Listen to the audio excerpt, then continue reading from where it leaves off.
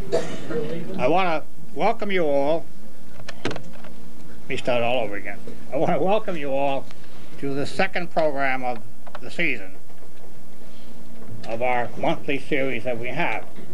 And today, as you know, the program is on Spotlight on Armenia Today. There's a lot of information that's flowing from Armenia today in various ways, through the media, through officials who are visiting this country, through individuals who have visited Armenia and have come back, and even from the programs that we have had here at NAASR. Those of you who have come to some of these programs know that we've had a number of them touching upon various aspects of life and conditions in Armenia.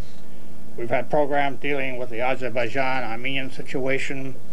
We've had programs on Karabakh, archaeological expeditions, the structure and operations of the present government, the environmental crisis, cultural developments in Armenia, education in Armenia, energy, environment, and economic issues. And today, we think we have a rather unusual program in that we're going to put the spotlight on what's happening with the ordinary people of Armenia. Many of you, of course, have friends who have come back and have told you about what they've seen, what their impressions are, what conclusions they have possibly come to as a result of their visits. But most of you probably have only talked to one or two individuals. And it is pretty difficult to generalize from a particular, when a particular is only one or two individuals. So we have assembled together a panel of different people of different ages, different backgrounds, different interests. And even though all of them, I'm sure, could speak half an hour or an hour or even 2 hours telling you about their experiences, we're trying to compress them all into a program of about an hour's length, get the highlights of their trips, observations, impressions, and perhaps through what all of them say, we'll get a composite of what life is like today in Armenia. And we're talking not on a governmental level, but as far as life amongst the people is concerned. Not in the Yerevan alone, but in the villages, in the outlying districts. A lot of people who go to Armenia do not have the opportunity to go to the outlying districts. So we feel that some of the people here who have had that opportunity will be able to give you an insight into life in parts of Armenia that most people do not have an opportunity to see or know about.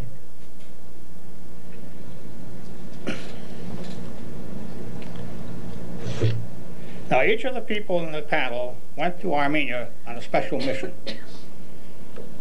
And they were there for varying lengths of time.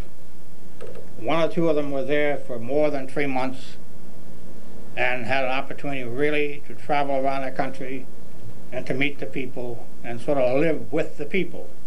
And of course, the only way you really get to know a country is to see it through the eyes of the people who live there. If you go as a visitor, whether it's for 2 weeks or 3 weeks, you only see it from your point of view, not from their point of view. And to get it from their point of view, you have to live with them. You have to live amongst them. You have to know what their problems are, how they cope with things on an everyday basis. And we think that at least 2 or 3 of the people in this panel will really be able to give us that type of an insight. So, from their observation, we hope to get beneath the surface, behind the exterior that you see when you go there as a visitor and you hang around mainly in the hotels and you visit the sites and you deal with government officials, and that's about the size of it. So this panel has its job cut out for itself because of the constraint of time. And as I mentioned, they all probably could take more time to tell about what they've experienced. The panel will consist of a journalist, business executive, historian, an educator, 2 recent college graduates who have just got into the workforce, as it were, and I'll tell you more about that when I introduce you to them. The format that we will follow is that 2 of the panelists will have more time than the other 4. And there are specific reasons why we've given them more time. The first of these 2 is Kevork Imirzian, and he spent more than 3 months in Armenia, traveling all over the country, living with the people. And so he had really an unusual opportunity to know about the country. The other, Jack Medzorian, who will be given also more time than the others, has traveled back and forth to Armenia God knows how many times in the last 6 years or so or more. He makes an annual pilgrimage, as it is, and generally in the fall, and sometimes he goes other times of the year. And he's gone there on various missions, as in terms missions in connection with the Cambridge-Yerevan Sister City Association, missions in terms of establishing venture capital arrangements. And so he has an opportunity to see the country as it's developing year by year, and therefore has a comparative basis with which to tell us about what he has seen, what he has observed in Armenia. The other 4 panelists, whose experience is probably no less exciting, no less important, will hopefully be able to, in the time they have, compress all their impressions in a matter of a few minutes from their particular point of view, from the interest that they were pursuing when they went to Armenia.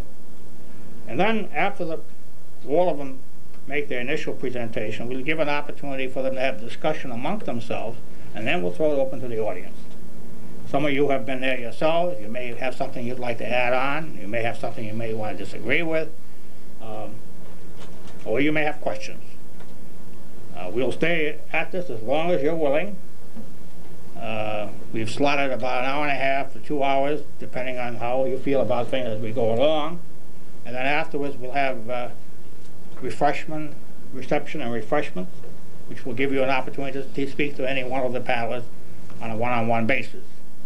So let's start the evening's program by calling upon Kevork Imirzian, who, as I mentioned, is a journalist. He's a freelance writer.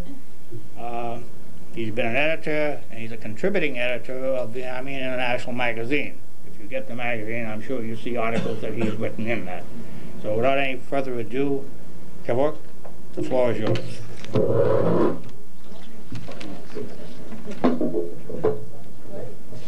Good evening. I'm happy to be part of this panel tonight, where we have been asked to share our experiences and our impressions with you that we got in Armenia. I'm sure there are those of you who've been to Armenia, and you have your own impressions, and you have formed your own opinions. Even though we have visited the same place, we all tend to come back with different mental snapshots, if you will. It is my hope that by putting together all these different snapshots, by the end of this evening, we get a better picture, a better understanding of the country and its people. I was in Armenia for about 3 months. I was basically doing research, and I worked with a native photographer on a book project, which I'm currently working on right now. This gave me an opportunity for me to meet with ordinary people, and as well as government officials, both in Yerevan and the outlying areas. Armenia is a place where you see history in motion. Given the pace of change in the former Soviet Union, and all the adjustments that the Republic had to make, and all the catching up they have to do, a visitor, especially a first-time visitor like myself, can get lost very easily in the vast maze called Armenia. Even though we tend to see Armenia as a very small country, and sometimes it's being portrayed as a uniform country in the media. It's not true. It's a very complex society, and it really takes time to get to know the country and its people. Therefore, I was fortunate to spend some time with the people, and I'll be happy to share some of my observations with you during the question and answer period also. Before I start talking about the daily life and the conditions and the attitudes of people in Armenia, I'd like to call your attention to our own attitudes, or our own biases, if you will, that we bring with us to Armenia when we go there. By which I mean, when you travel to Armenia today, you do not simply or physically travel across time zones, but you also have to make the adjustment mentally. Meaning that you have to find a way to deal with what we call the culture shock for many of us. The most obvious example is the differences in language, culture, many traditions that we're not really familiar with, or just the way people deal with each other.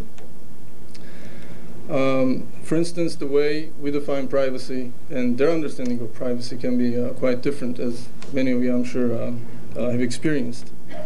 I should also mention at this point that this was underscored for me several times when I was in Armenia, that the people over there think we have this attitude that we are more cultured, we are more cultivated, and therefore we have this attitude of superiority.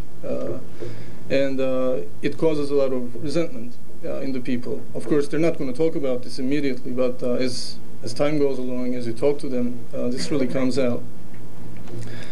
But I'm sure, you know, with some effort from both parts, a common language can be found, and we can understand each other. It's no secret that any traveler going to Armenia today will see a country in deep turmoil.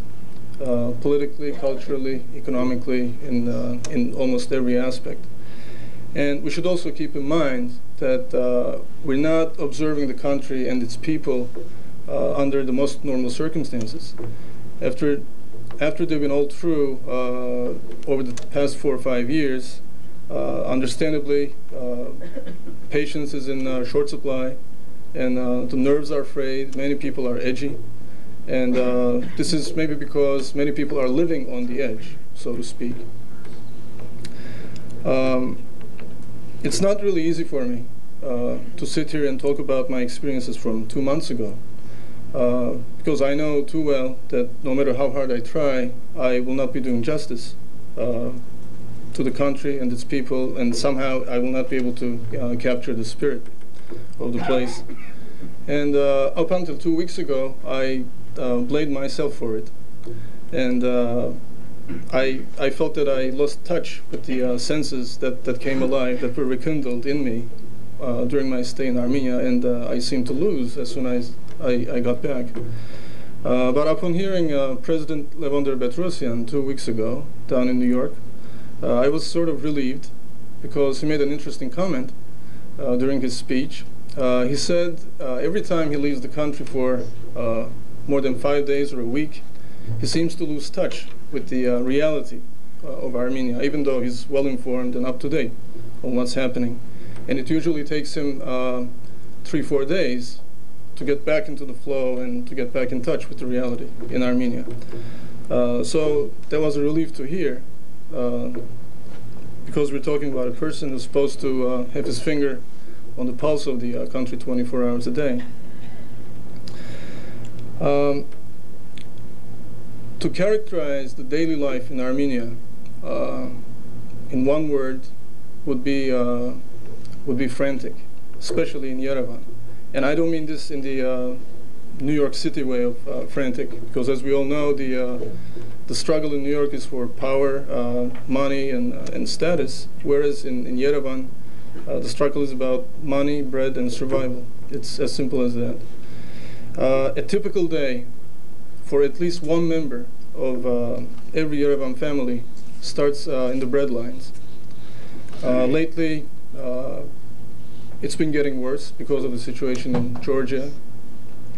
And I hear reports that people are getting into the bread line before dawn in the dark. They wait sometimes up to 8 or 10 hours to purchase a loaf of bread. If this person is lucky enough to have a job, or lucky enough to have a job to go to, then the person has to fight his way or her way onto the bus because the transportation is in a precarious state. After putting in the few hours that he can at work, this person may end up in another line after work for sugar or butter or for any other basic necessities. I should say that free enterprise has arrived in Armenia, and particularly in Yerevan, with a vengeance. To the point that any petty crook today in Yerevan can set up a table on the sidewalk and peddle his wares of imported cigarettes, liquor, vodka, and all sorts of junk food at exorbitant prices that people don't need in the first place and can ill afford.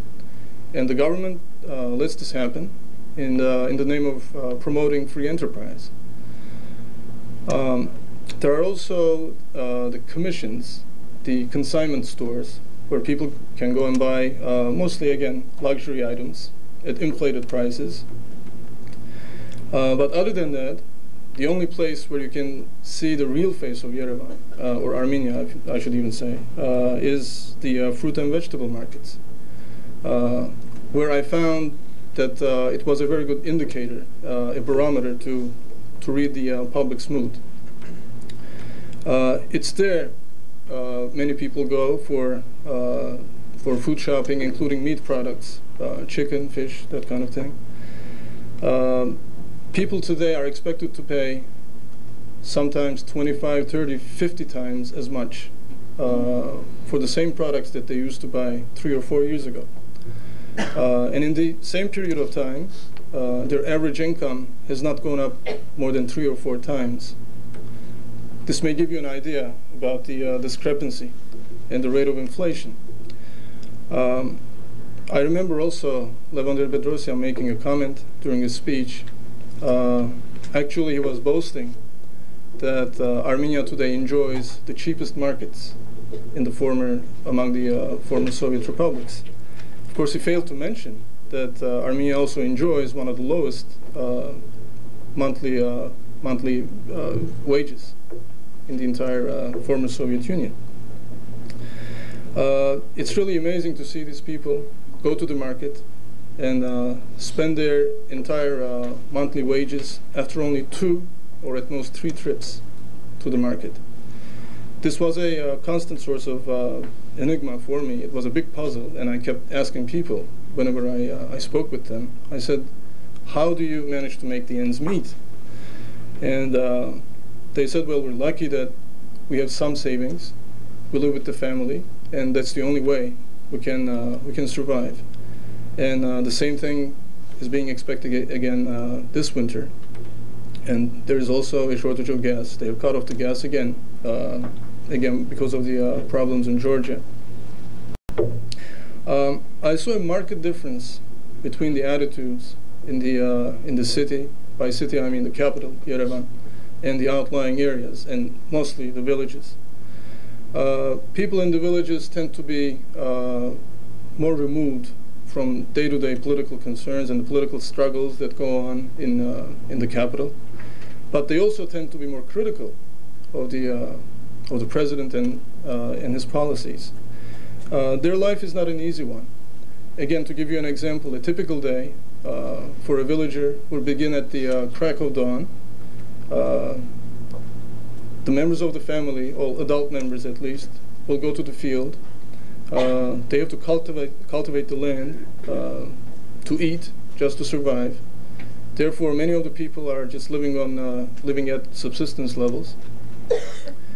By the time they come back, it's sundown. They hardly have time to eat something and go to bed and get ready for the next day. Their ties, as far as communications with Yerevan, is quite limited. Again, because of shortage of gas and transportation, as well as communications in the media, like television, if they are fortunate enough to have power to watch television, it's usually cut off by Yerevan, maybe to save power or because of, again, power shortages. They just turn off the main antenna that beams to all the outlying villages. The situation among the border villages, of course, is a different story. Most of these villages, if not all of them, along the border of Azerbaijan and Karabakh, have been evacuated to the nearest towns. And they compete with tens of thousands of refugees who have come from Karabakh and other parts of Azerbaijan. It's really a humbling experience to see how these people live. They have put them up in the houses that the Azeris have left behind, and in a very sorry state, I should add. Also in some of the rest homes, hotels, motels, and places where people go for vacationing. You see all these beautiful places where people used to go for skiing, and you see these refugees, 7, 8, sometimes 10 to each room. And as I said, it's a very touching experience, and they don't even want to talk anymore because they're tired of waiting, and the uncertainty is simply killing them. They don't know where they're going next. This is also a place, again, the outlying villages, where you will see the least support for the government right now. The support for President Bedrosian is about 46%. Incidentally, in Yerevan, it's about 52%. It's nowhere near the 80+% that he got when he got elected last year. This is probably many people, because many people realize that despite all the talk about freedom and independence, the country right now, by all objective measures, is in worse shape than when it gained its independence. Many people can hardly make, as I said, living wages, and it's really an open question how long they can keep living like this. I should also say that President Bedrosian has done a remarkable job internationally, especially in foreign policy. He has done his best to find a language with Armenia's immediate neighbors. He has tried to establish friendly relations with them.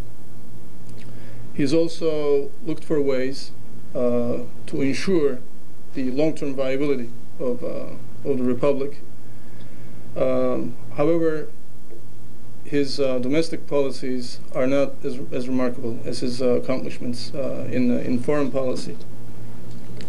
It is my personal view that he should be given a chance, like the majority of the people in Armenia feel today, to get the country out of this crisis, and then he should be given a decent chance to govern a country which hopefully can be at peace pretty soon. I'd like to also say a word about the intellectuals who have been, again, alienated, just like in the Soviet under the Soviet regime. Even though some of them are very critical about the president's policies, they prefer this to the oppression of the Soviet regime. However, again, in my humble opinion, free enterprise unaccompanied with a coherent social and economic policy will only result in a free, independent, third world plutocracy. And I don't think that's something that we want to see at this point. Thank you. Thank you.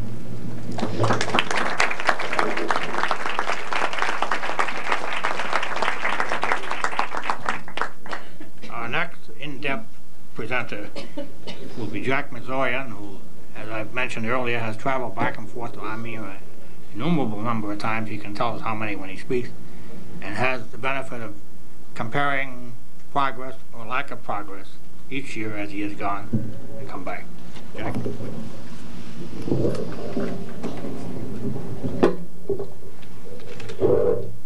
Good evening. I, together with my wife, have traveled back and forth to Armenia now maybe 15 or 16 times since 1974. And we've had a chance to see the changes that developed during that period, especially the last couple of years, which have been quite radical.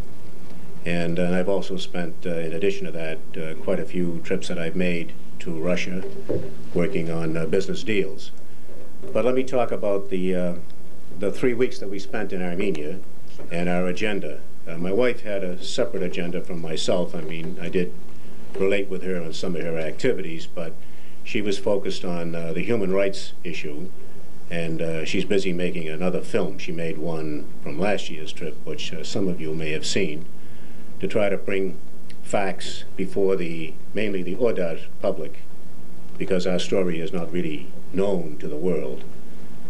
People have heard of Nagorno-Karabagh, but you know, they don't know which side is right, and we're trying to present facts here. So my wife was busy on that, and also we visited with quite a few of the refugees. We had taken some gifts over, clothing and some money, and we distributed this according to suggestions that the city hall in Yerevan made. So we visited these refugees. Some of them were in boarding schools, and pretty sad situation, and it's a very moving thing to see these people who are proud people, a lot of them professional people, having to live. We saw, for instance, 7 people in one room with 4 beds. So figure that one out. I mean, some of them were kids, but still, it was, and in that room, there was nothing, no personal possessions, so whatever they had on their backs. So they fled from Karabagh with just the clothes on their backs, and barely enough to eat. They had, for instance, the menu that particular day we were there, and we personally gave out the money to the elder in each family, maybe 25 families. The menu was bread, jam, and tea for breakfast. And for lunch it was a meatless soup with bread and tea. And for dinner it was some sort of a barley meal with no meat, bread, and tea. And that was the diet for that day. And so you can imagine they lacked food, mainly because there wasn't a budget. I mean, the food is scarce anyway in Yerevan, but if you have money, you can get it. You can get anything in Yerevan if you have money. But in this case, the government was funding it, and they could only buy food from the government stores, and it just happens there isn't food in the government stores. Unless you have rubles, and a lot of rubles, it's pretty hard to get enough to eat. So, so much for that. And on the 18th, which is a week from Sunday, my wife has a program which is a concert, and it's a human rights benefit program at Alma, sponsored by the AWA, Armenian International Women's Association. So if you can come, there'll be more to say about the human rights aspect of it. It's from 3 to 5, and there'll be an art exhibit in conjunction with that. Well, let me focus on, first of all, the problems that I see, and as I list them, sort of in order of priority. The first one is the war, because the war creates some other problems. And that has to be the highest priority of a problem to solve. It has to be, and I think it is.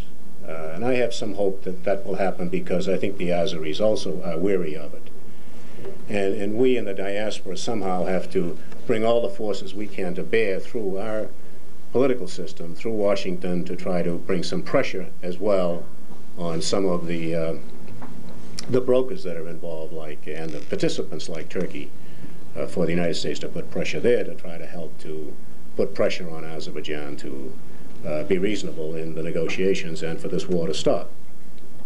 Then there's the energy problem, and the energy problem gives rise to economic problems and transport problems, and it's visible to everybody because of factories being closed down because of no energy, so they're out of work, so that's an economic problem. The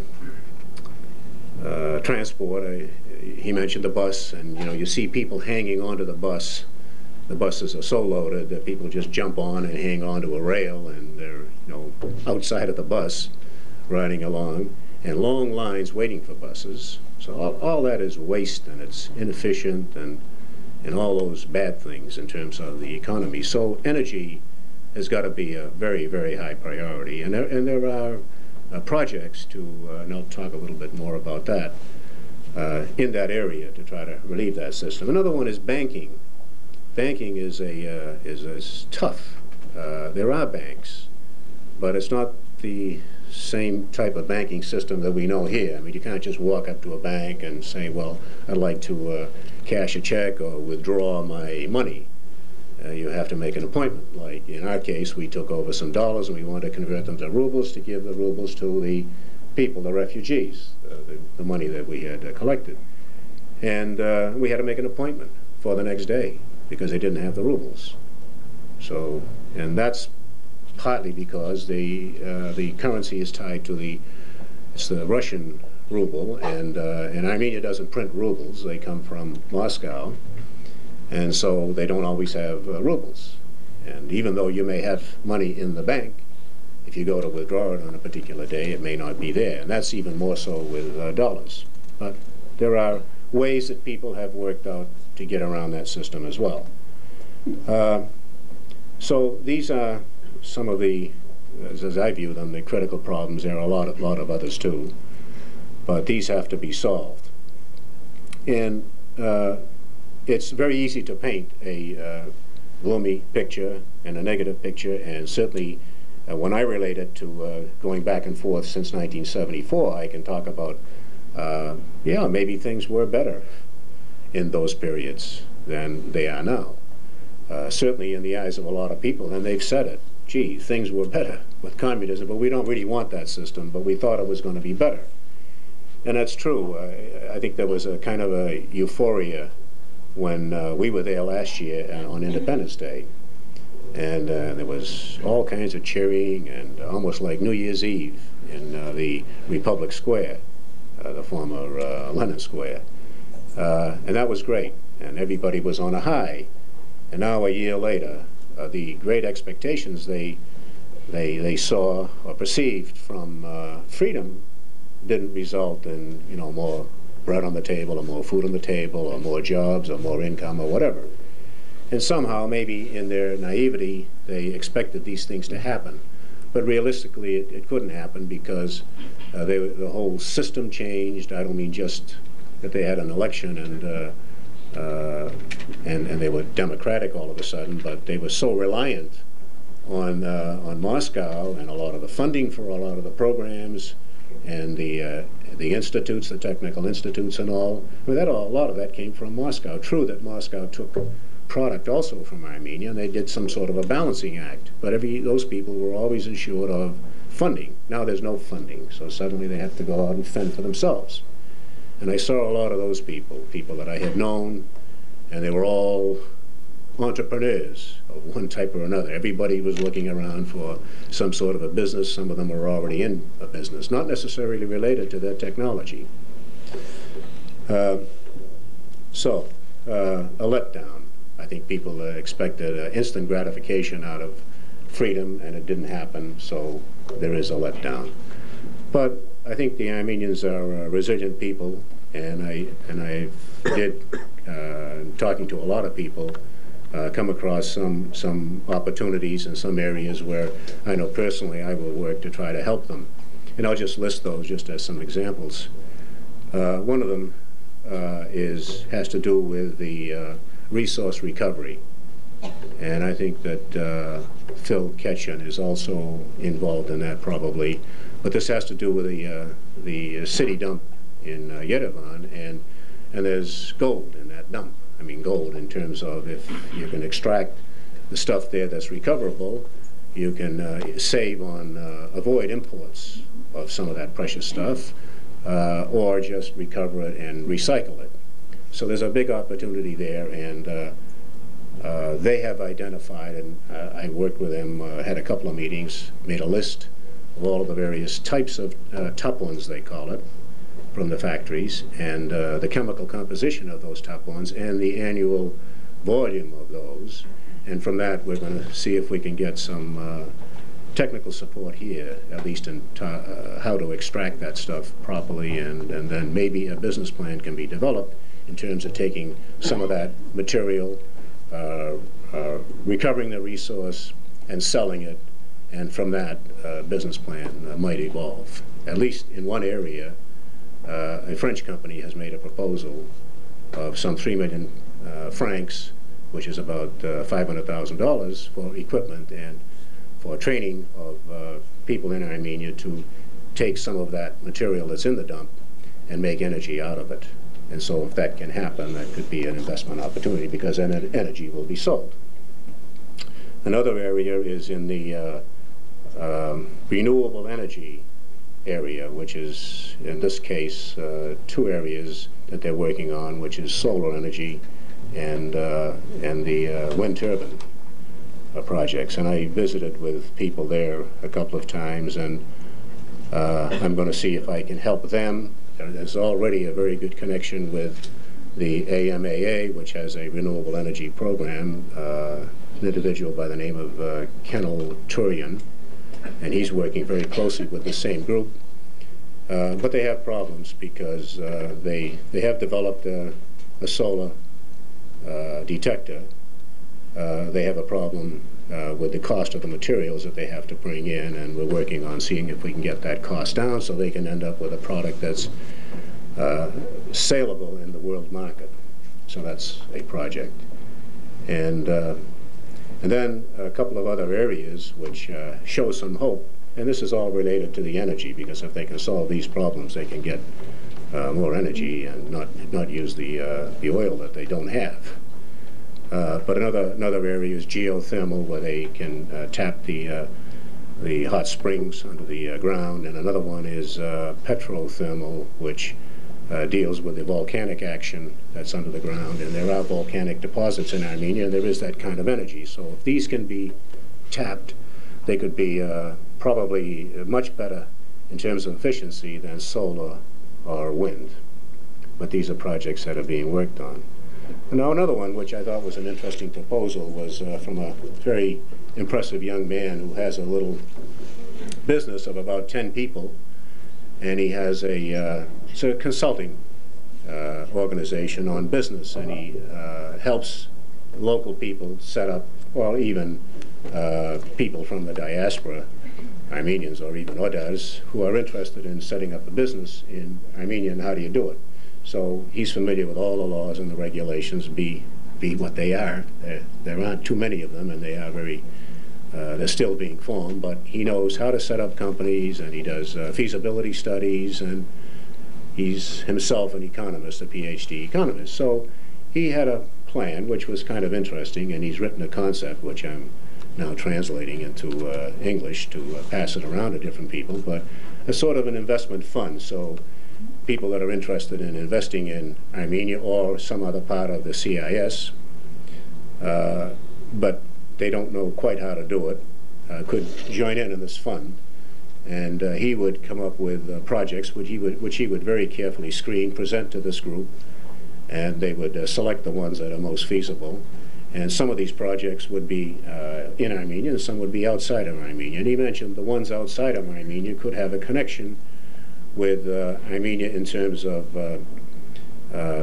confining them to projects involving scarce materials for Armenia, like wheat, cotton, oil. So investments in those areas in some other part of the CIS, with the caveat that Armenia gets an allotment of the production from that area, from that particular company, could also be a benefit to Armenia. Then another, just an interesting point, and I don't know about a business opportunity here, but there could be, which I found very impressive. There is a diagnostic center which is in Yerevan. It's a large one, and it's the largest one in Armenia, and was the largest one, and maybe still is, in the former Soviet Union. Dr. Haig Nigorosyan set this up in 1984. So it already was a showplace in the Soviet Union, and Moscow would send people there to to show them an example of how to set up a diagnostic center. Well, Haig, I was pleased to learn, has gone the next step, and he's privatized this hospital. Not the hospital, but I should say the diagnostic center, and he's made even a clinic with a hospital attachment to it for special cases. He's privatized this, so now it's 50% owned by the staff and 50% by the government of Armenia. I thought that was quite interesting, and he has come up with a medical insurance plan so that individuals can pay for some of the studies that they can't otherwise get in the system. So the first medical insurance plan in the whole CIS, and the first privatized clinic in the CIS, which I thought was quite impressive for little Armenia to lead the way there. And Haig, incidentally, is chairman of all of the diagnostic centers have an association in the CIS, and he is chairman of all of the CIS diagnostic centers, which is also quite impressive. And so I'll leave it there for now.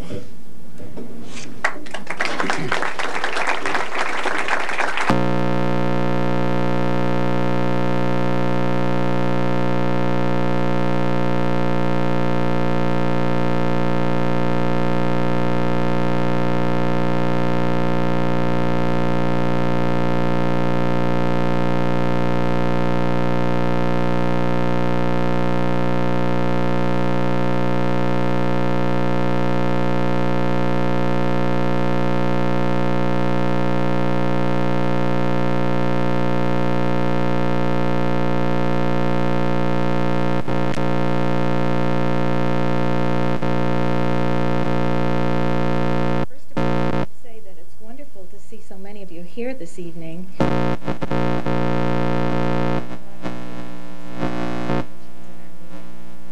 my only hope would be that we can find ways to channel this care and concern that we all feel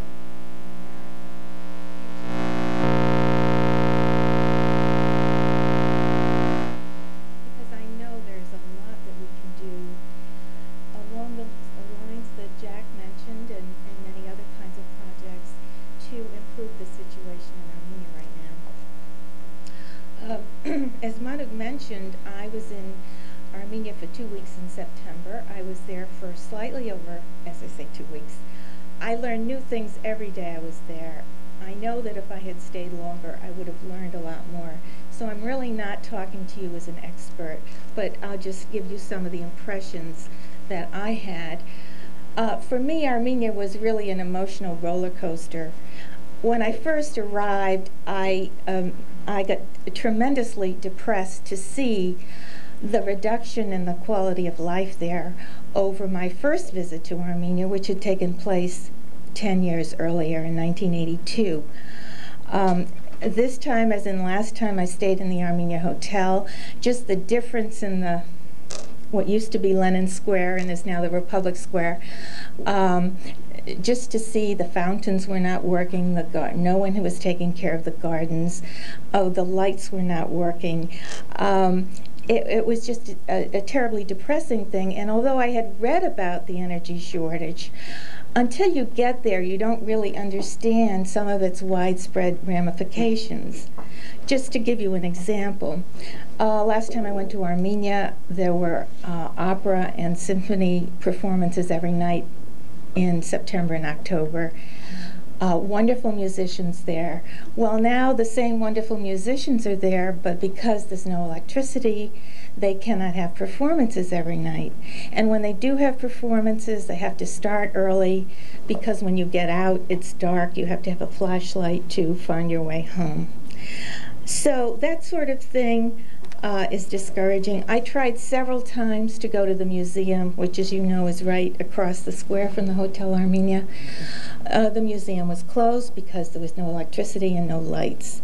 So all of this is discouraging, on top of the other things that people have mentioned, the unemployment, the bread lines, and the triple-digit inflation that has really hurt the people. I also experienced a lot of frustration. in trying to find out what was really going on. For example, the bread lines. Why the bread lines? What was the government doing? Obviously, the blockade is the basic problem, but did the government have a policy? And one of the reasons that I was so glad to go to Armenia was that I have been frustrated here trying to find out what's going on in Armenia. And what I was really very disappointed was to discover that it's just as hard there almost to find out what's going on. And when I talked to people and I said, where do you get your news? How do you know what's going on? They said, well, they do listen to the radio and they do watch television, but basically they just get their news by talking to each other. And you know what kind of news you get that way and how it changes as one person tells the story to another. And I heard so many stories about whether Turkey was going to let grain come into Armenia or not let grain come into Armenia. I had no way of knowing, and you really feel very isolated when you're there. On the other hand, it is very exhilarating to be in a free and independent Armenia, no doubt about it, to see the tricolor flying over the parliament building and the square. And also, you cannot help but come away with a real admiration for the people, for their ability to cope. I did not find that their nerves were frayed, considering the conditions under which they live. Somehow they managed to carry on. I saw no beggars in Armenia. I'm sure there are some, but I came across none. There are no homeless people on the streets. Everyone looked clean, maybe not dressed in a fancy way, but neatly dressed. Especially the children looked very well cared for. Obviously, there's a strong support system. Families and friends help each other. One just wonders how long they can keep it up, however. As Manuk mentioned, I was in Armenia to help organize and attend a forum on women, leadership, and democracy. This was a forum organized by some American women, and I do have some information on the forum itself if any of you are interested to have a copy of that. We had 400 Armenian women and 15 women's organizations at the conference, which took place at Yerevan State University. And I think perhaps the best way for me to address tonight's topic is to describe the agenda of this two-day women's forum. The American women organizing the conference did not wish to impose an agenda, and we let the Armenian women decide the agenda for themselves. And so they came up with 4 broad categories of topics that they wanted to talk about. You wouldn't be surprised to know that the first was Artsakh and the problem there. And their basic concern there was, because we did have American women there, was to get the truth out of what was going on. They know that the outside world does not know the truth of what's going on there. They know that a lot of Azeri disinformation is making its way into the Western press, and they wanted to talk about how we can overcome that problem. And on the question of Artsakh was the one area where we had a little bit of disagreement. Some of the women wanted to get together with Azeri women and Georgian women and try to find the way to peace. They said the men can't do it, the women can do it. Other women thought there's no point in talking to Azeris, it's just a total waste of time. However, I think that there is a movement for some women-to-women peace talks, and my view is that they certainly can't hurt to have that sort of thing take place. The second category was the ecology. The women wanted to talk about the very serious ecological problems that we've all heard about, the pollution and that sort of thing. And when I said, well, you know, why should we discuss ecology at a women's conference? They said, well, it's a serious problem. No one is doing anything about it, so the women have to do something about it. So that tells you something of the spirit of the Armenian women. I mean, they see a problem and they're determined to do something about it. And we were very fortunate to have as one of our speakers Merguerian Danielian, who is the only woman member of the cabinet and who is the Minister for the Environment. And she's a very impressive and dynamic person. The third category that the women wanted to talk about were political, economic, and social conditions. And some of these have been touched on by the earlier speakers. There is a lot of concern about unemployment, and particularly because many of the people who are unemployed are the most highly skilled. And there's a concern that these people will immigrate, and there will be a very serious brain drain. There's a very serious problem of supporting artists, musicians, and painters, and Armenia is very proud, rightly so, of these artists, and women are very concerned about this. There's a lot of concern about the education system. I think that education is always important to Armenians, and I think that people were proud of the system as it existed in many ways, and now the fear is that the schools are going downhill. For example, many of the elementary schools now are on 2 shifts. Students will go either in the morning or in the afternoon, and they're really not in school very many hours during the day, and you wonder how much they can really learn. We were told that 90% of the people in Armenia live in poverty. Now, I don't know where the statistic came from. I don't know how they measure poverty. I don't know if that figure is real or not, but there's no doubt that there is a lot of poverty there, that things like government pensions have not kept up with inflation, and that's a very serious problem. It's a problem particularly for intellectuals. One of the women who is a college professor and a department head said that her entire month's salary was enough to buy 1 tank of gas, and that was it. There are problems in agriculture. One of the most dynamic women we had was Merguerian, who's head of the Armenian Farmers Association and a very eloquent spokesman.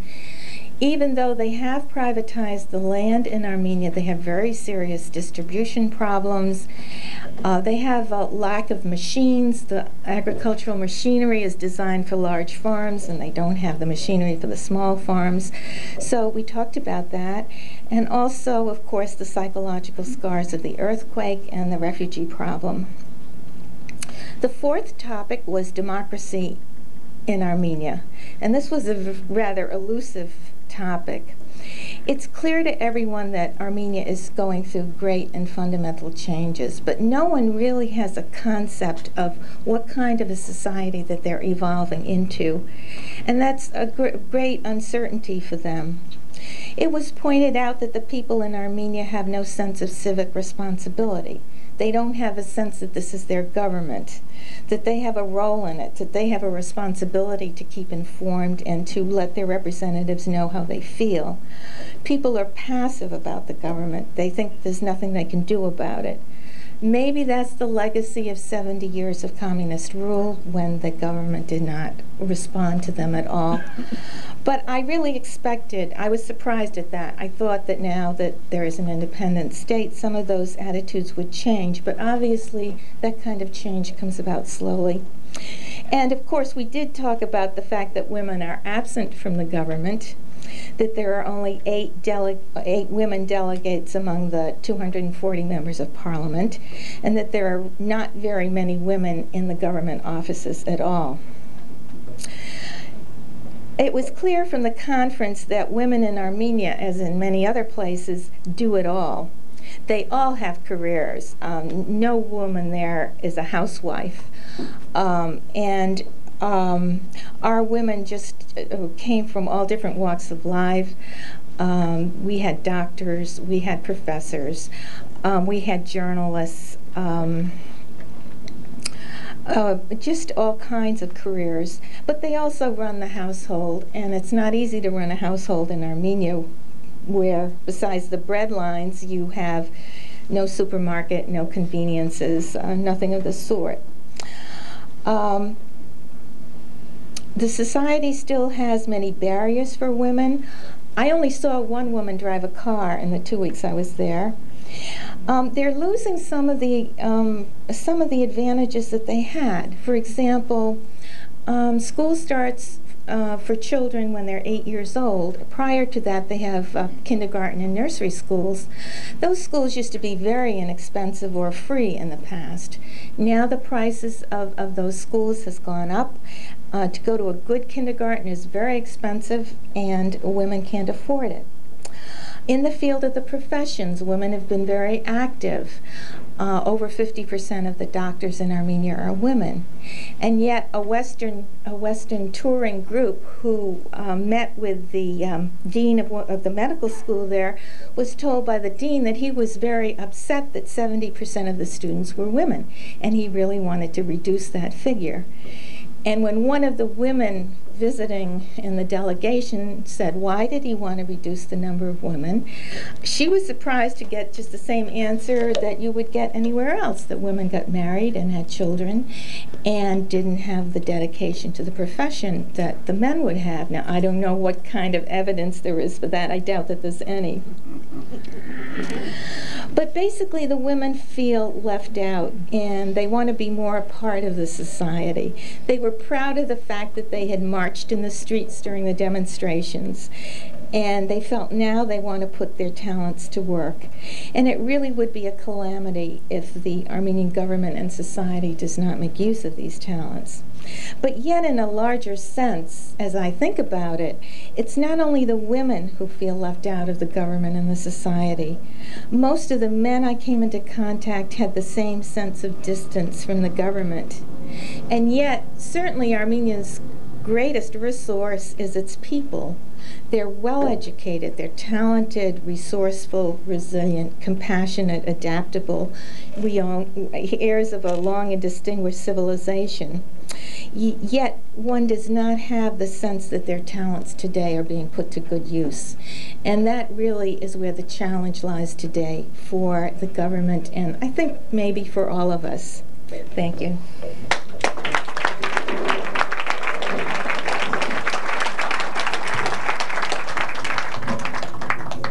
Thank you, Barbara. In order to keep this panel honest, we had to have a non-Armenian on it.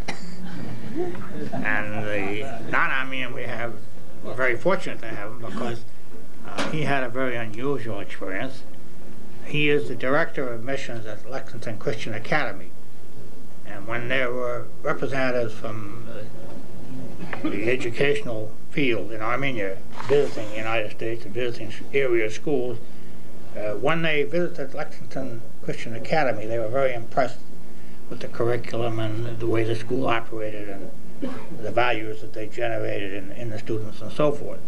And so from this relationship developed a partnership arrangement. And Martin Trice went to Armenia with one of the students from Lexington Christian Academy, one of the Armenian students, and they established a partnership between Lexington Christian Academy and Public School Number 1, they call it, in Yerevan. So Martin has had a unique experience being a non-Armenian, first time in Armenia, and pioneering a new relationship. And we'll hear his observations of Armenia as a result of this trip.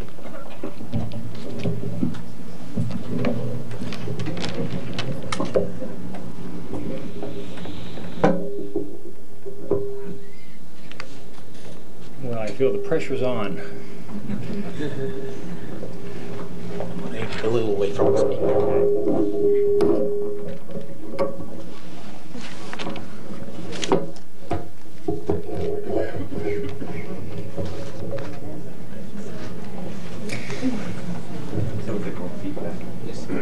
I found it interesting that as I was reflecting and listening to the observations of the previous speakers, one thing that was coming to me quite clearly is, although I saw many of the same things that were related earlier, the struggles, the fear,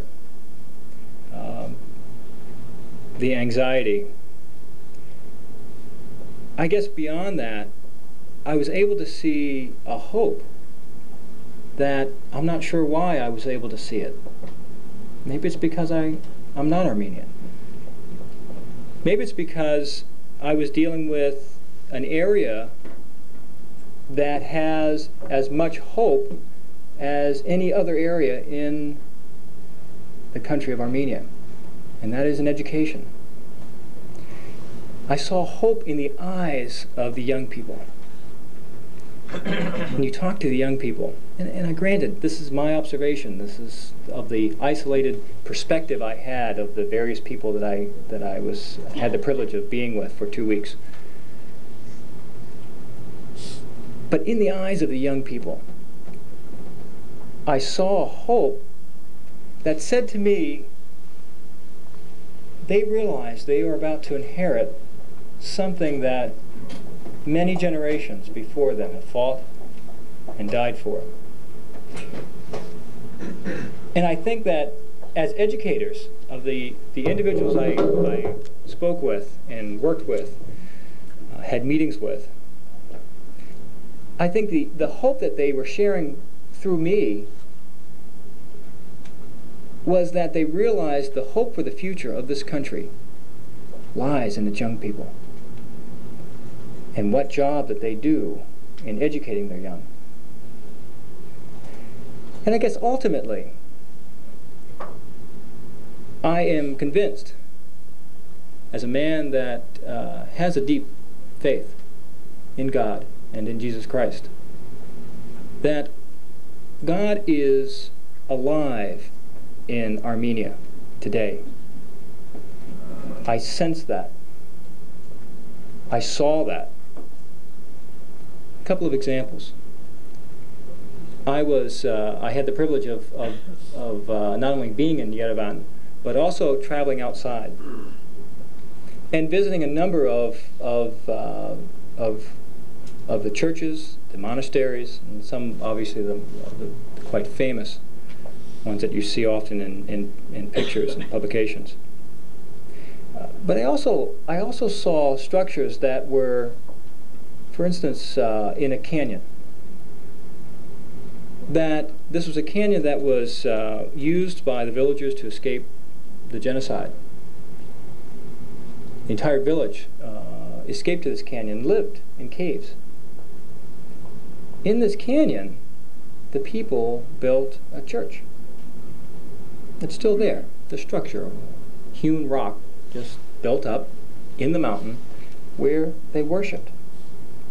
Inside this, remote down in a long canyon, far from the village, inside this, there was life. There was life that said that the faith of the people remains today and is alive today. There was fresh or recent linen that was placed over the altar. There were candles that had been lit recently that were left there. There were pictures of Jesus Christ, of the Madonna. I mean, there's a life of resurgence of faith in the people of Armenia that said to me ultimately that despite what I'm seeing and hearing and the troubles and the difficulties, that ultimately that there will be success. In the schools, the project that we're involved in is a magnet school, basically. It's a school that is attracting students from all over Armenia, not just Yerevan. And it's an experimental school. It is a school that will be used as a model for their educational system. This is a secondary school, not an elementary school, but a secondary school. And I was impressed by a number of things. First of all, by the assertiveness of these men to come to the United States or to come out of Armenia and to be able to work out all the problems that it would take to do that, and to come this soon after the transition and establish a relationship, to reach out outside of the isolation that they felt for so many generations, and to find other people that they could work with. That was impressive. I was impressed with just how good their educational system really is. There are many aspects of this that are very good, pedagogically. In terms of their math and sciences, It's difficult to find rivals, and they know that, and they're proud of that. And they make sure that we know that this is not a one-sided relationship.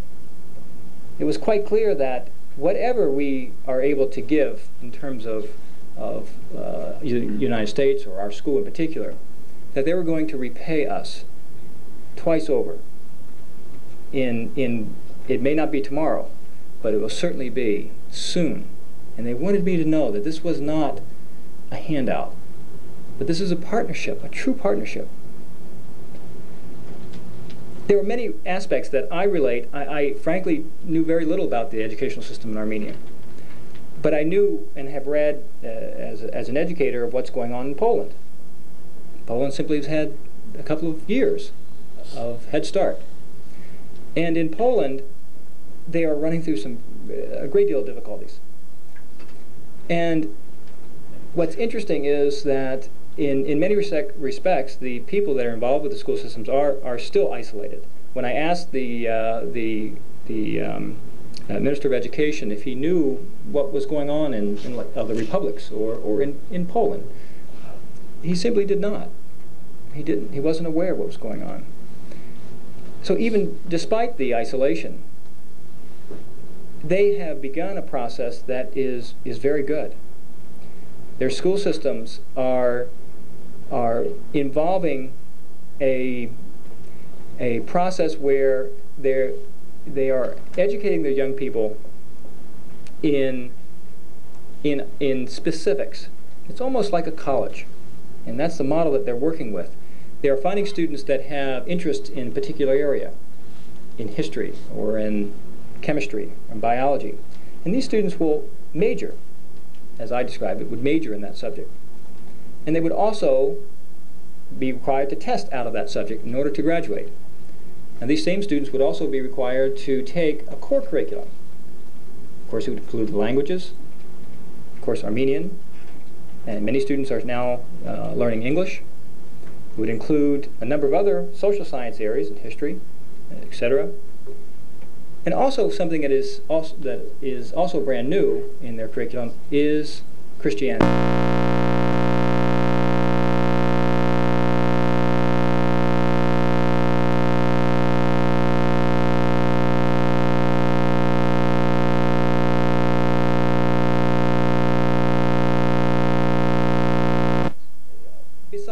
Besides the cultural obvious connection.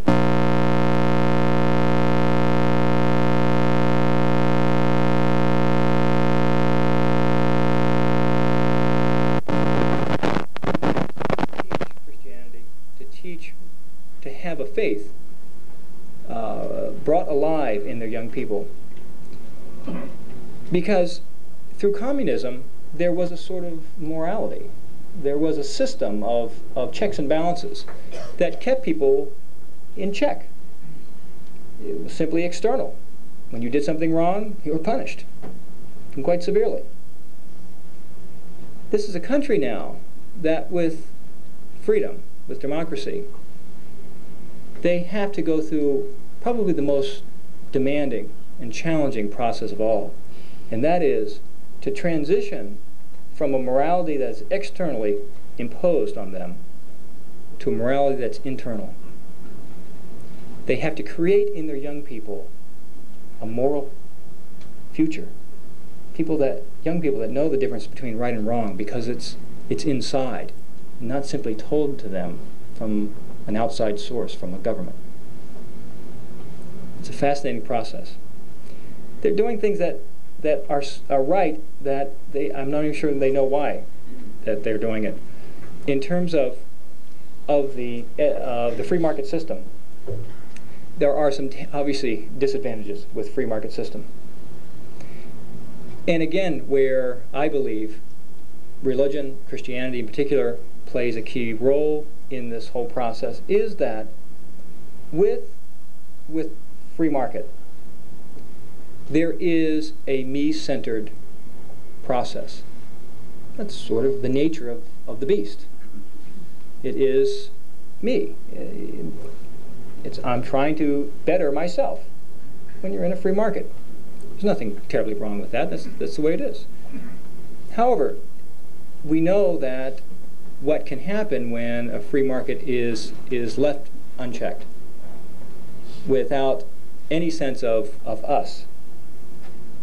And that is also where I believe that the church, that the schools, and society in general play a key role in the success and the future of this country. The problems are monumental, as I say. They seem to be. Textbooks, of course, that are useless now. No copy machines. Very fundamental things. Teachers have to write out their texts by hand and distribute to each student, because there's no way of duplicating these without great expense. History books have to be rewritten completely. Their math science programs, again, aren't very good, and very little changes need to take place. Materials, desks, and we talk about the inflation. Desks that cost 40 rubles now cost 4,000 rubles. The government will at least, they thought, we're going to support the teachers' wages this year. There was no guarantee of that, but that was it. There was no other support from the government to for supplies, for basic maintenance of the building. Parents are supporting teachers individually in many cases, are helping pay just through their own pockets to help support the good teachers. I guess ultimately the process that is one of the most fundamental, and I'm not sure again they understand entirely what this is all about, and that is the process of teaching the young people how to live in a participatory society. That is a very difficult concept to teach when you've never lived in that yourself. How do you do that? How do you teach that when you don't understand that yourself? So there are very great tasks ahead, and the opportunities are also equally as great for educators in the United States and abroad, and for any of us, Armenian or non-Armenian alike, to participate in and through the educational system, because as I said, that's where the hope lies. I go back to what I said at the beginning. The hope lies in the eyes of the young people. And it's through the education that these young people will take Armenia successfully in the future.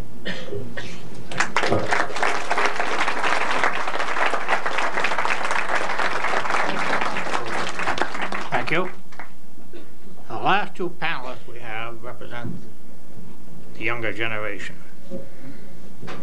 And both of these young people had very unique experiences in Armenia.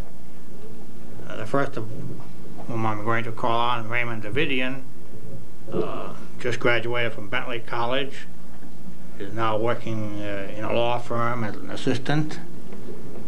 He's a basketball coach of the junior varsity at Watertown High School, and he went to Armenia in connection with the ACYOA Armenian Studies program.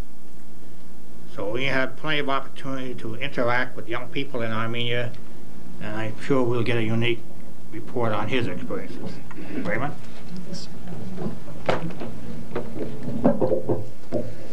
Hi. There was about 10 people from our group that went over from across the United States, and we had two group leaders, Dertatios Abdalian, formerly from Watertown, who led us, and the assistant was Lucine Matarosian Javi from Orlando. We were very fortunate in the fact that the first 3.5 weeks that we were there, we were at the Lake Sevan Seminary, which is located right outside the village of Sevan. And we were fortunate in the fact that there was about 16 members of the ACYOA that were with us, the Armenian Church Youth Organization of Armenia, between the ages of 16 and 25. And that was a very unique experience, and we got to know each and every one of them very well. And then for the last 10 days, each one of us got to stay with one of the people from the ACYOA. One thing that, well, there's many things that stick out in my mind from Armenia, and me and Rachel were talking, and there's no way we could mention every one of them. So I'll just mention 3 or 4 that really stick out in my mind. The first is with the young people that we met. The whole group of the ACYA consisted of maybe 40 to 50 members in Yerevan, and the majority of them knew the Baldarak inside and out, from beginning to end. They knew everything. I'm sure there's a lot of people here that would like to know, a quarter of it, including me. And so that was pretty amazing. And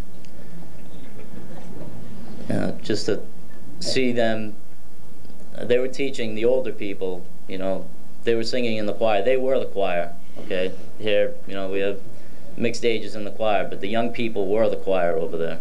Without them, there was no choir. And we were fortunate to go to Baldarak every Sunday.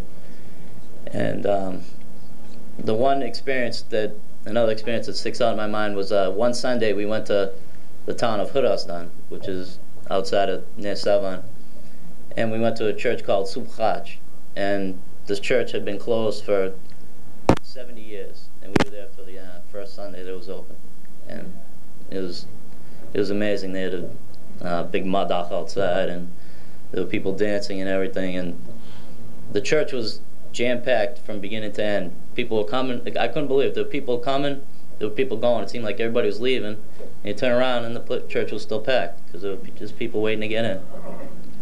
And a lot of the people there, it was the first time that they had been at church.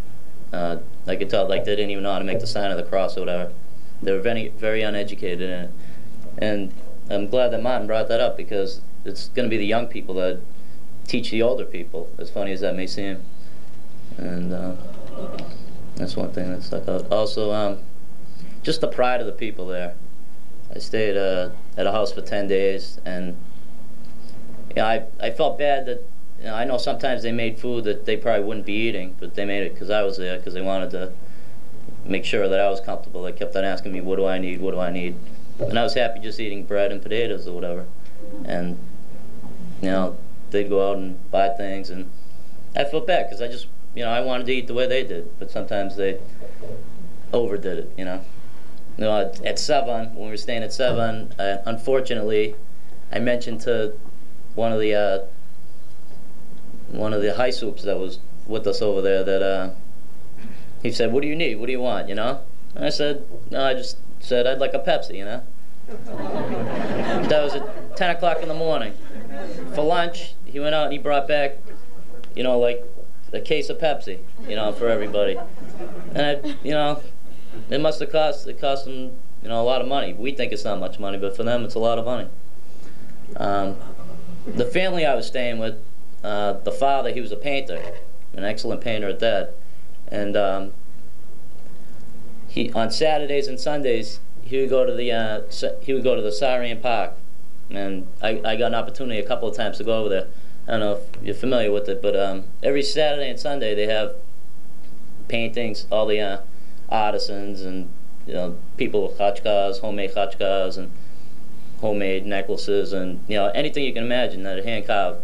People bring it down there and they try to sell it. And a couple times, people are selling khachkas, really nice ones, for maybe 1,800 rubles, which is maybe $15, which to us doesn't seem like a lot, $15. But this guy probably worked on the thing for a week, and you feel good giving him 1,800 rubles when the guy slaved over for a week, and he's probably going to sell only maybe 2 or 3 in a month. And but there's a lot of competition as far as that goes. Everywhere you look, people are selling the same things. Somebody mentioned about the capitalism, how it's taking over, and it's gone beyond.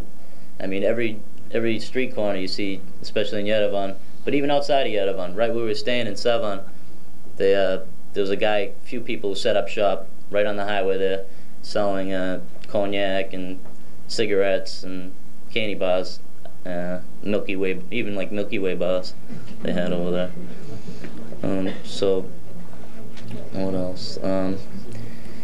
We traveled around a lot when we were up at Sevan. They had a van for us to go in, so we got to travel, and some days the kids from Armenia got to travel with us too, and I enjoyed it much better when the kids from Armenia went with us. one day we had the opportunity, when we went to the earthquake regions, we got to see Stepanovan, Girovagan, Gumri. And one day we went to Nalbant, which is right outside of Spitak. That's that was where the epicenter of the earthquake was. And talk about an emotional roller coaster. You know, in one respect, you feel happy to see all these, you know, especially the Armenian kids. When we got there, within like 10 minutes, the whole village knew that we were there.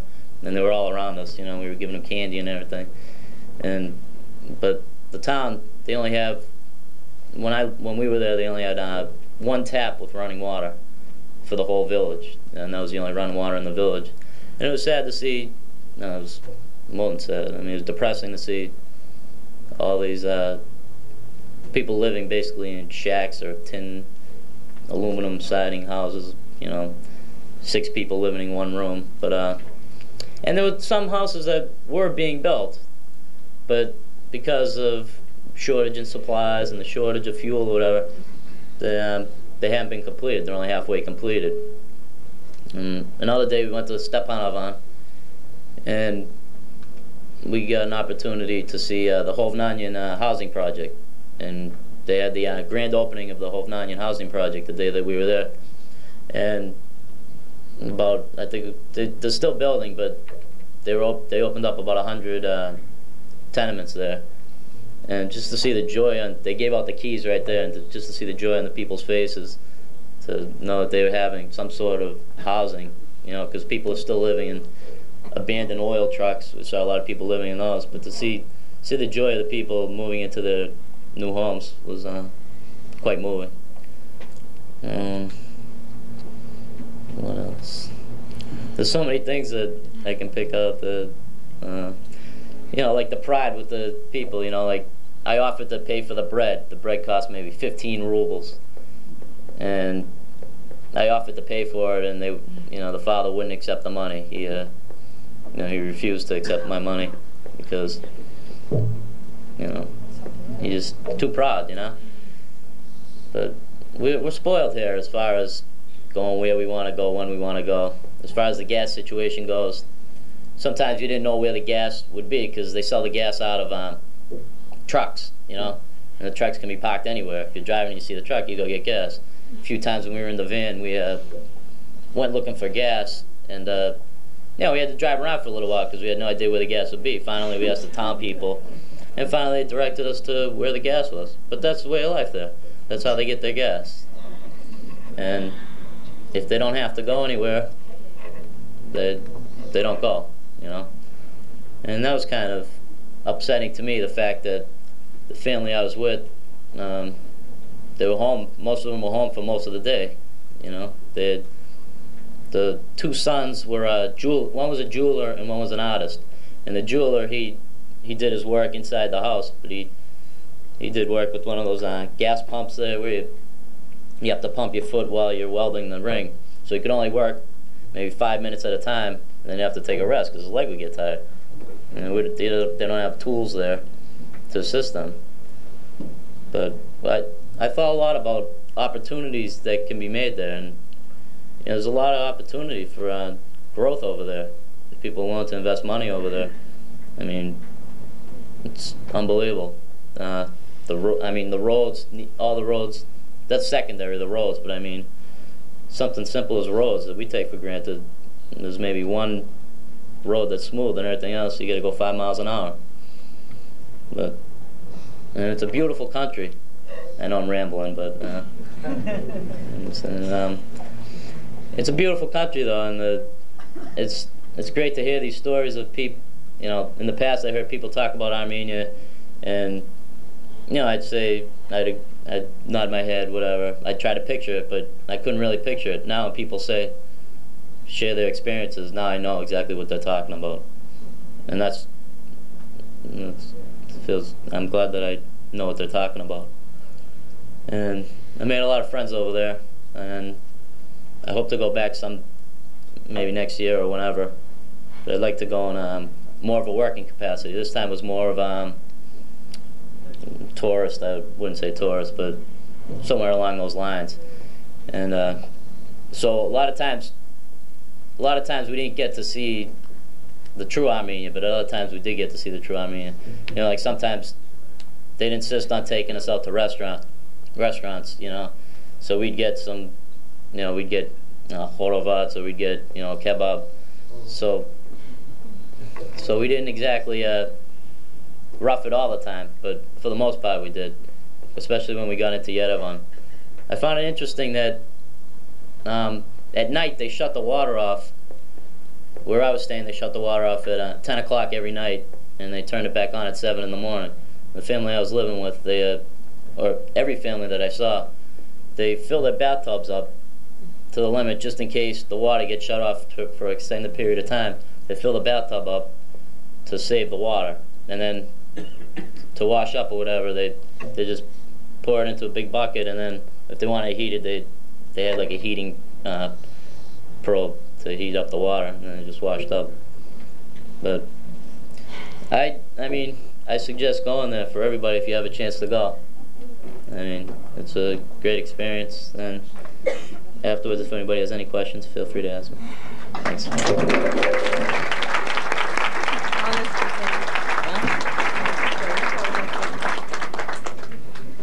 Thank you, Raymond. Last but not least, member of the panel, Rachel Onanian had probably one of the most unique experiences because she went over for an archaeological dig and spent the better part of the summer in excavating work with a team of students and scholars from Wellesley College and other colleges in the United States. So her experiences will be quite a bit different than all of the rest of the panelists, and I'm sure we'll find it very interesting. Rachel just today got her job. I'm going to announce that she's now an assistant account executive with a advertising firm, Bernard Holders. Rachel?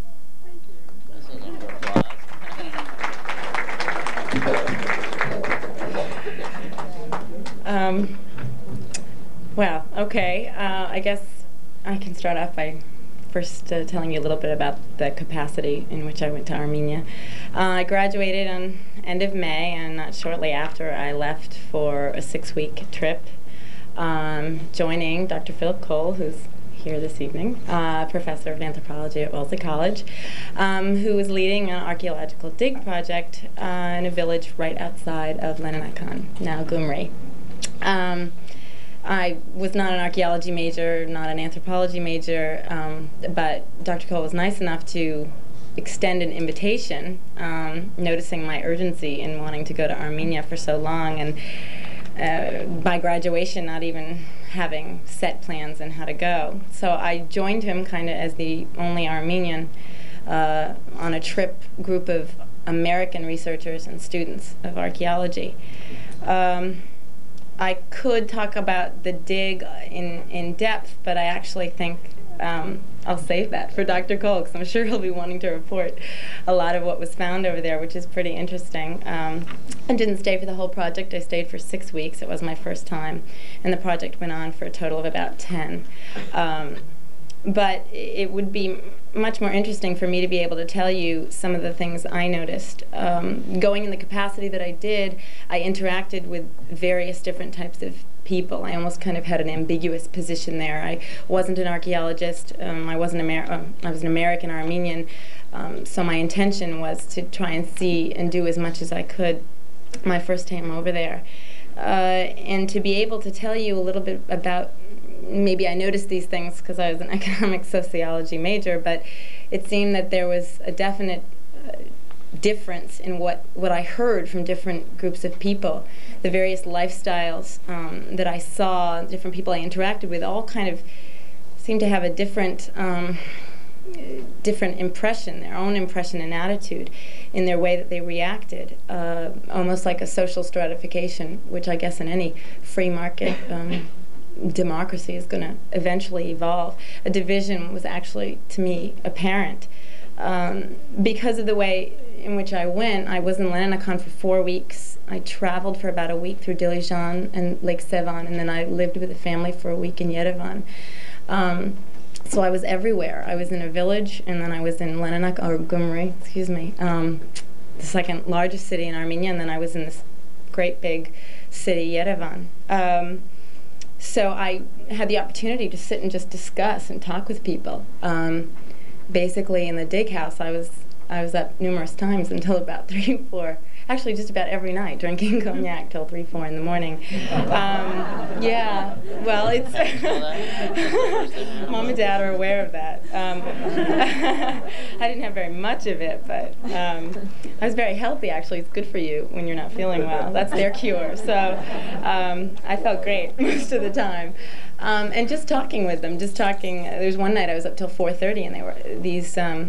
People I was with were just asking me questions and questions about economics, because I was an economics major and I've never been so highly regarded in the field before. I wasn't the greatest major, but for some reason they had questions and questions about profit and, you know, marginal utility, and I mastered that discussion really well. So, but what I guess I can do, it is a very complex society, as Kevork said, and there's absolutely just no way to sum up what you see and what you hear and separate it and categorize as easily. But to make this as brief as I can and as easy to understand as I can, is to kind of just break it up. And by the way I saw it and sort of the division I saw in Armenia. First of all, when I landed there, landed at the airport, the group immediately went to Gyumri, and we were greeted by a group of members of the Shirak Foundation, which is working on this project and hoping in the future to do more digs in that area of Armenia. And they were educated people. Most of them were postdoctorate of some sort. They had a high level of education. Archaeologists, architects. Not all of them, though, were related to the field. There were businessmen, what you'd call lawyers over there. It's not exactly the same as here. Quite different, as a matter of fact. One person on the board was a jazz musician. He had studied 15 years at the conservatory. But all these people, with the outbreak of capitalism or free market, saw this opportunity to get involved. A lot of them were friends, and this was the effort they were in. A lot of the discussions then I had were with, of course, all men, these were, at night, you know, drinking cognac and just talking about life in as they saw it. And they asked me about life in America, which was very difficult to get across to them. I couldn't possibly explain simple concepts that they didn't even understand, nor could I tell them how difficult sometimes we think it is to live here. You know, do you like Hayastan, they would say to me. And my first impression was to say, it's wonderful. It's just wonderful to know that there's a country where everybody's Armenian. I mean, I just can't believe, you know, there's such a place. And I said, I feel like I'm a minority and I love it. And they said, but it's, you know, it's not better than America. And I'd say, oh, that's an impossible comparison for me to make. I said, it's Hayastan. How can it be a wonderful place? And I said, you know, do you love being here? And that was a very difficult question for them to ask. Are you happy? And these are professionals. These are people who had been through school. These were educated, very bright people. And it was very difficult for them to say so easily, I'm happy all the time.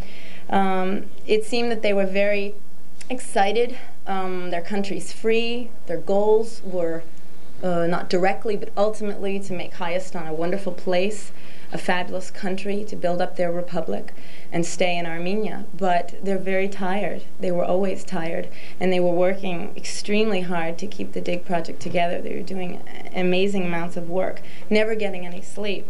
And I would say to them, please take a break. You know, we can do this ourselves. Let us do this. But no, this was their life every day now. They just felt like it's impossible now for us to get a break. We just simply can't relax. And I'd say, why? I said, relax. You can work and then relax some. And they'd say, Rachel, you're 22, and they may be 30, 33, 35 years old, and I have twice as much work than you do to do. I have years and years and years to catch up on. It's almost as if they can't learn fast enough something that I've just been brought up with. Something that makes a system, a lifestyle that just makes sense to me doesn't really make sense to them yet. And they have to educate themselves and work twice as hard. And the comment of someone who, 30 years old, the jazz musician Rupen that I spoke to, and he said he feels very, very, very old. He has a 4-year-old boy, and he just is worn out because at 30 years old he's starting over. and he's not probably going to see the fruits of his labor, quote unquote, until he's maybe, if he lives that long, 50 or 55 years old. Hopefully, if the Republic is still there. That was something, that was the perspective I got from them. They're not going to stop working, and as I forget who it was that said, they're much happier with this than they were before, but they're just overwhelmed, and all they can do is just keep working hard. And the second group of people that I came in contact with the people in Leninakan, and it was professionals and a group of educated people that were in control of us, but we were living in Gyumri, digging about 40 minutes outside in a village, but we were living in Gyumri, and I had the opportunity to speak to people who lived there. And this is a city, the second largest city in Armenia, but heavily devastated by the earthquake. So it has been brought back several years. And after 4 years, I was amazed at how little development there was, little effort there had been by other countries, particularly America, to help out with the city that had been so devastated. It's not very progressive. It's very old-fashioned, and you know, the women didn't seem to me like they were really working. They might be working, but you know, all the women always wearing skirts. Never saw a pair of pants in Leninakan. Never, never, never. Always had to wear a skirt. If you didn't, you were immediately American. They just know.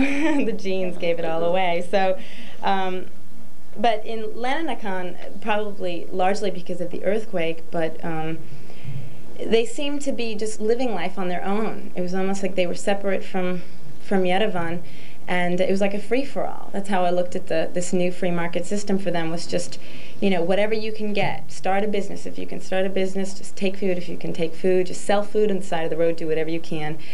Very little information, as someone said in Gyumri, very few lines of communication to the outside, to Yerevan, let alone the outside world. So not much news, not too much going on. It was almost like it was a separate place altogether from Yerevan, and it was only about an hour and a half drive. If the roads were better, it probably would only be about 45 minutes.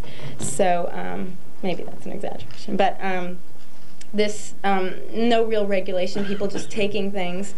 And I can remember Dr. Cole and I kind of saying, or him saying to me one time that, you know, isn't this interesting how someone just, you know, we hired somebody to dig and help us dig, and they just, we don't know where we found them. They just kind of have this truck, and they're going to bulldozer for us, and that's great. He has a bulldozing business now, and isn't that, how did he get it? And no one knows, but he's got it now, and he's going to go with that because that's what he's doing.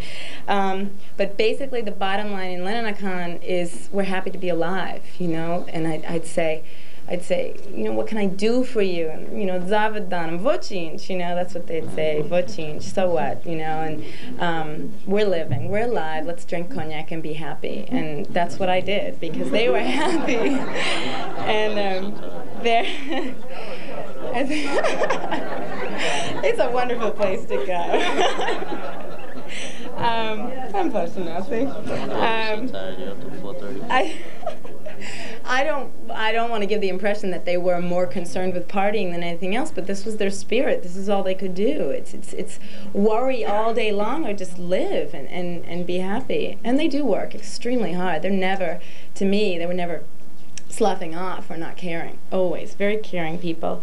And a quote from someone who said to me, Rachel, I live every day as the last day here in Gyumri, because we just never know when in 60 seconds, in 4 seconds, you know, 40,000 more people will die.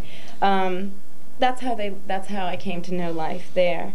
The third group I saw were villagers, because we dug in an area about 40 minutes outside of Gyumri, and that was in the village of Haram. I don't really know how many people would live there. I can't say more than a couple of hundred in this village.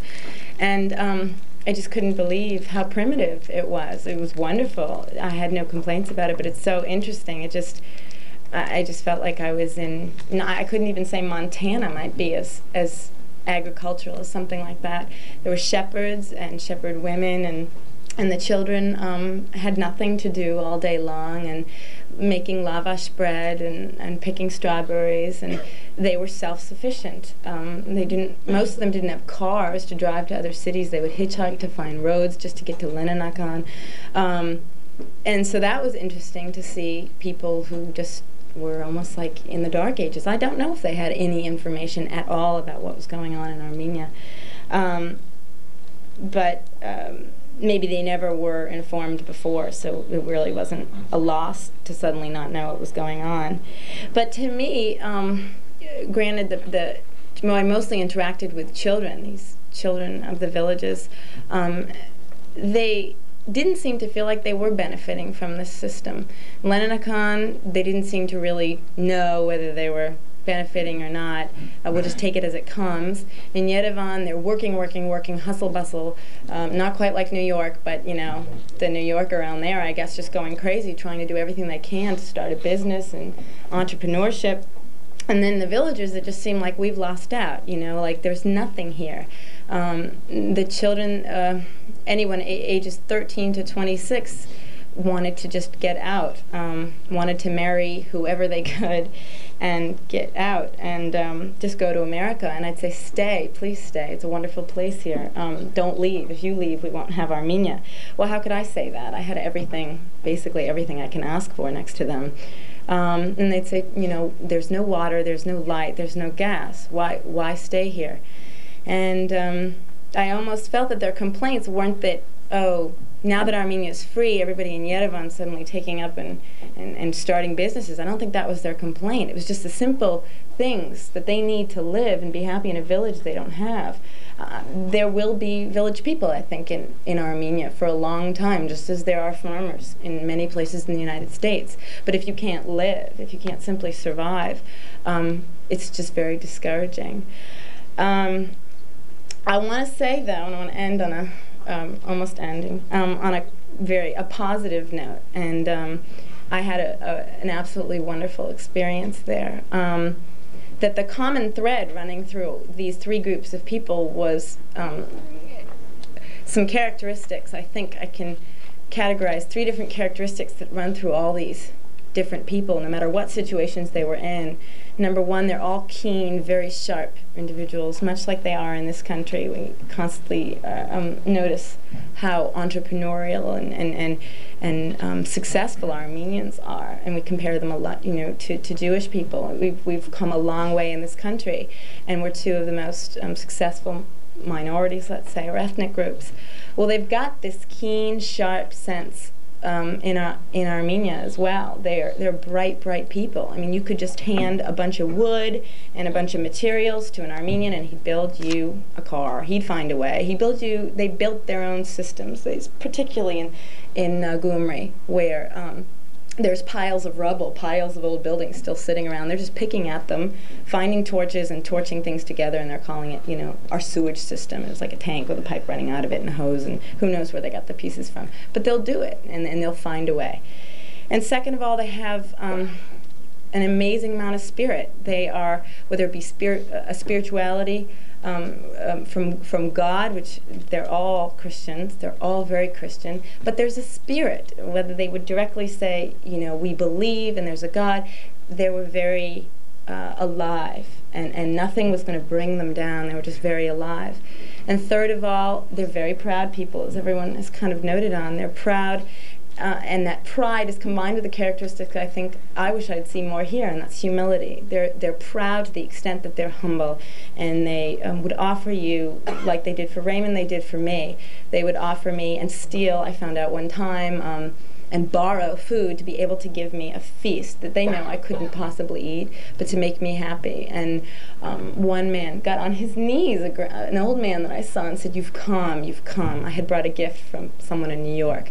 And he said, you've come, you've come. I went to church and prayed that you'd come. Well, that was it. I was the Messiah, and I got treatment like I was nobody else, and I didn't do anything, except I did give money, but I didn't do anything, and this is what I got.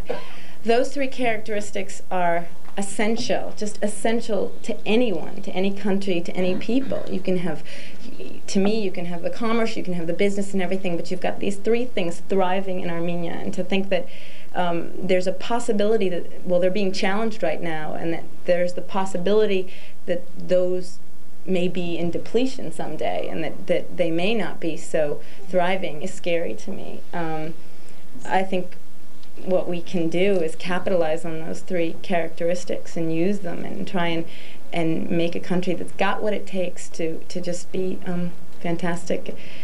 We do have some barriers to get over first, and some things that are out of a lot of people's control. But I urge you all to, if not go yourself, urge your children to go. And I plan on going back with Raymond several times. And You don't? we're buying that apartment. Well, maybe not with Raymond.